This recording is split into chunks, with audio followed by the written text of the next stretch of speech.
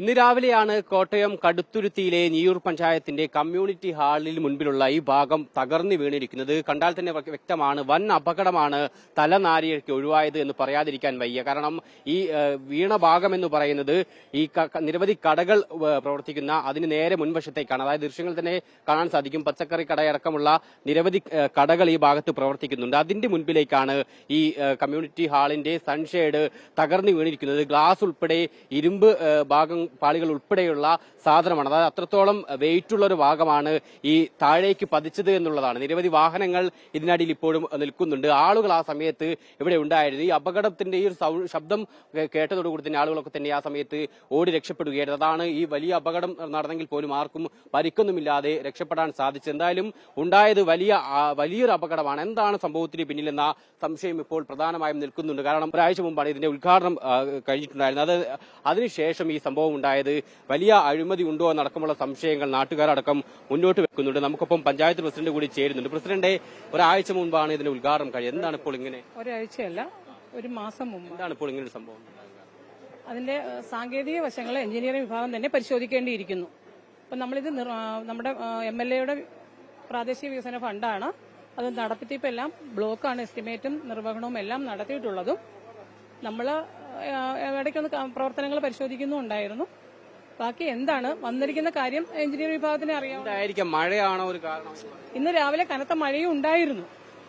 ഒരു മഴയത്ത് മാത്രം എന്ന് വെച്ചാൽ ഇവിടെ അന്ന് നല്ല കനത്ത മഴയായിരുന്നു. നമ്മുടെ ഈ ഇലയൊക്കെ ഇതിനകത്ത് വന്ന് തങ്ങിയിരിപ്പുണ്ടോ എന്നുള്ളത് നമ്മൾ ഒന്ന് നോക്കേണ്ട. അതൊരു നമ്മൾ വെറുതെ ഒന്ന് ഒഴിഞ്ഞു മാറാൻ വേണ്ടി പറയുന്ന കാര്യമല്ല. അതും നോക്കേണ്ടതാണ്. പാത്തിക്കകത്ത് വല്ലതും വെള്ളം അടിഞ്ഞു വീണിട്ടാണോ എന്നും നമ്മളത് കയറി നോക്കിയതല്ല. ബാക്കി എഞ്ചിനീയറിംഗ് വിഭാഗം ഇവിടെ തന്നെ നിലവിലുണ്ട്. അദ്ദേഹം പരിശോധിച്ചിട്ട് റിപ്പോർട്ട് തരുന്നതായിരിക്കും. ഞങ്ങൾ എല്ലാവരും തന്നെ അതെന്താണെന്ന് ഞങ്ങൾക്ക് അറിയാനും ആശങ്കയുണ്ട്.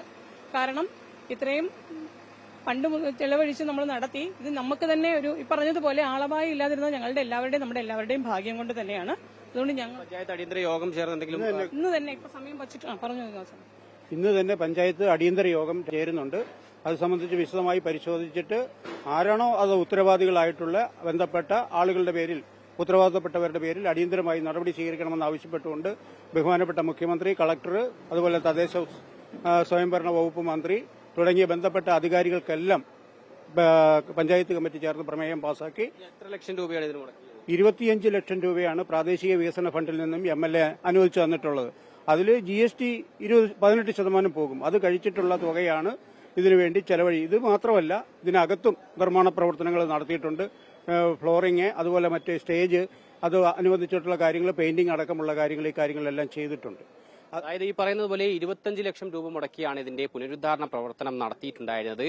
ഇപ്പോൾ കുറച്ചു ദിവസം മാത്രമായാണ് ഇത്തരത്തിൽ ഇതിന്റെ ഉദ്ഘാടനം കഴിഞ്ഞിട്ടുള്ളൂ. അതിനുശേഷമാണ് ഈ സംഭവം ഉണ്ടായത്. ഇപ്പോൾ നിലവിൽ ഒരു സംശയമായി പറയുന്നത് ഇന്ന് രാവിലെ ഈ മഴയുണ്ടായിരുന്നു. മഴയുണ്ടായത് പിന്നാലെ ഈ ഭാഗത്തുണ്ടായിരുന്ന വെള്ളം ഈ ഷീറ്റിന് മേളിൽ കെട്ടിക്കിടക്കുകയും അത് ഒഴുകിപ്പോകാൻ കഴിയാത്ത സാഹചര്യത്തിൽ ആ ഭാഗത്ത് വെയിറ്റ് കൂടി അങ്ങനെ ഒരുപക്ഷെ തകർന്നു പോയതാകാം എന്നുള്ളതാണ് നിലവിൽ സംശയിക്കുന്നത്. എന്തായാലും അക്കാര്യത്തിലേക്ക് അടക്കം കൂടുതൽ പരിശോധന ആവശ്യമാണ്. അഴിമതി നടന്നിട്ടുണ്ടോ അടക്കമുള്ള ആരോപണങ്ങളും ഈ ഘട്ടത്തിൽ ഉയരുകയും ചെയ്യുന്നുണ്ട്. വീഡിയോ ജേർണലിസ്റ്റ് സജിത് കുമാറിനൊപ്പം reporter Sarath SSN, reporter Alappuzha.